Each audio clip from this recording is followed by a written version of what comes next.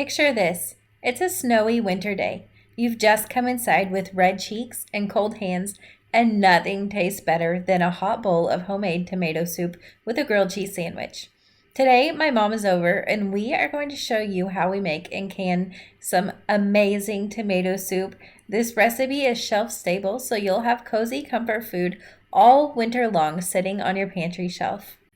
This video is also part of the Every Bit Counts challenge that's hosted by Jessica over at Three Rivers Homestead. It's all about preserving a little bit of food each day in the month of August so that it adds up, and at the end of the month, your pantry is full to bursting.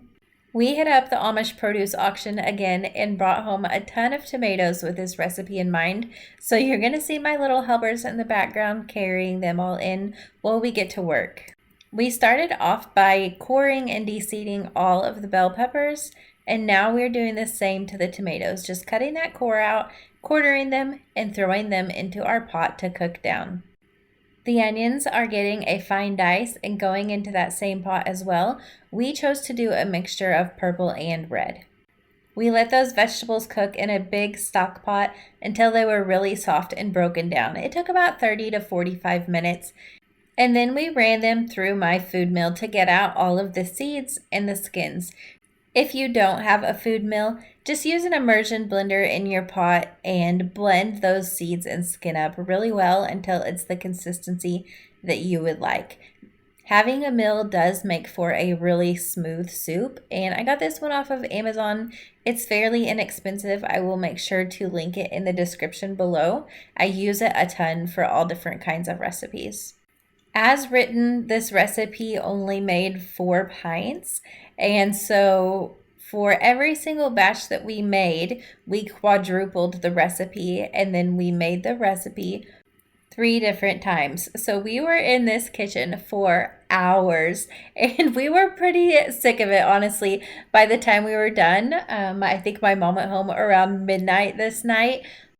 But how nice is it going to be to just grab a jar of soup whenever I want some?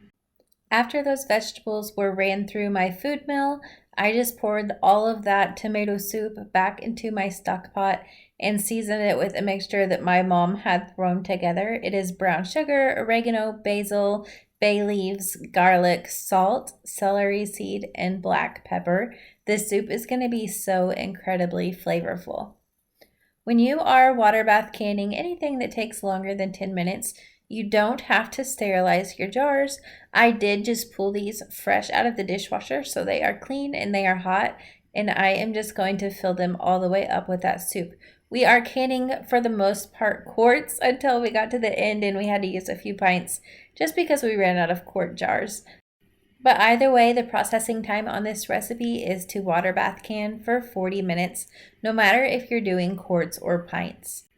Tomatoes are borderline on having the correct acidity for water bath canning, but we also added some non-acidic vegetables to this recipe as well, the bell peppers and the onions. So we do have to add lemon juice to each jar just to make sure that they are safe. For the quarts, it's 2 tablespoons, and for the pints, it is 1 tablespoon.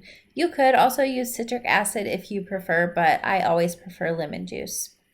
We, of course, are going to wipe those rims really well to ensure that we are able to have a good seal. Put on a new lid and a clean ring, and then those are going to go straight into my water bath canner. And we went right back to work preparing another batch of this soup. I already know that I'm going to get a comment about my water bath canner and the fact that my boiling water is not covering the top of my jars. And I just want to make it clear that yes, when we lower this, it is not over the jars yet, but it's also not at a rolling boil because the lid is off. As soon as I put that lid back on, and that water comes to that rolling boil, obviously the level is going to rise up and it is going to cover the tops of my lids. I promise that I practice safe canning techniques in this home, and I show those to you as well.